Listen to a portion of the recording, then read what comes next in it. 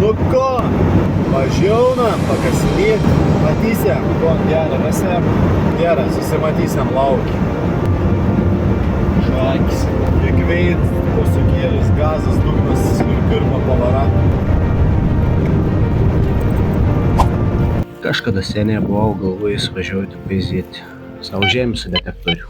Man saka, kontu ten saka, kas saka.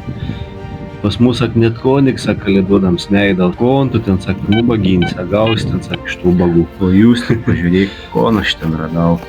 Nebūčiau net pagalvojęs, kad ten galėtų tokį dalyką būti. Kas ten man pametė, iš kur jis ten atsirado. Net neįsivaizduoju. Jei turit tokių įžvalgų, parašykit komentarus. O dabar tai laikykitės. Žiūrėkit.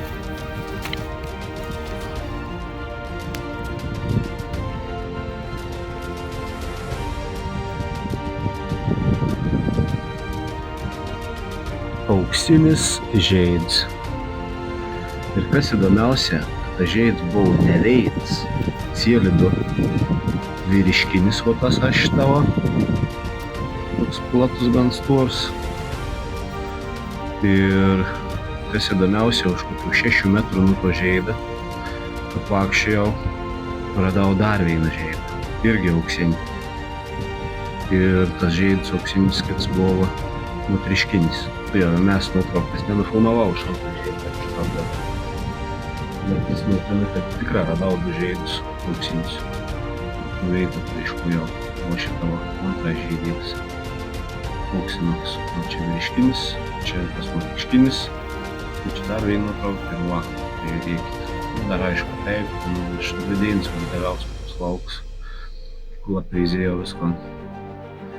Bet esmė tame, kad pasikeičiau detektorių dabar, įsitaisiau Minelaba Equinox 600, tai manau, kad reiks dar kartą ten pravakščioti biškelėlį. Pasiveizėti. Fondą praleidau su savo kvestuku pirmauju. Tai va, ačiū, kad žiūrėjot. Paspauskit laikiok, subscribe, jeigu patek.